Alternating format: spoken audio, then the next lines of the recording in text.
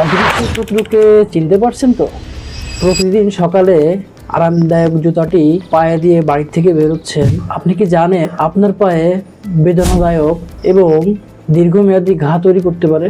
আমেরিকার university of অ্যারিজোনার অণুজীববিজ্ঞানী doctor Charles গেরবা এবং তার দল 2008 সালে পরিচালিত একটি ল্যান্ডমার্ক গবেষণায় প্রকাশ করেছেন, আমাদের ব্যবহৃত জুতার বাইরে গড়ে 4,21,000 ইউনিট ব্যাকটেরিয়া থাকলেও জুতার ভিতরের অংশে 2,887 ব্যাকটেরিয়া জুতার ভিতরেই সক্রিয় থাকে। এর মধ্যে অন্যতম বিপজ্জনক ব্যাকটেরিয়া হলো ক্লেবসিলিয়া পিউমিনিয়া, যা মানবদেহে ফুসফুস ও রক্তে সংক্রমণের পাশাপাশি ত্বকে গভীর দীর্ঘমেয়াদী ক্ষত বা ঘা সৃষ্টির জন্য সরাসরি দায়ী।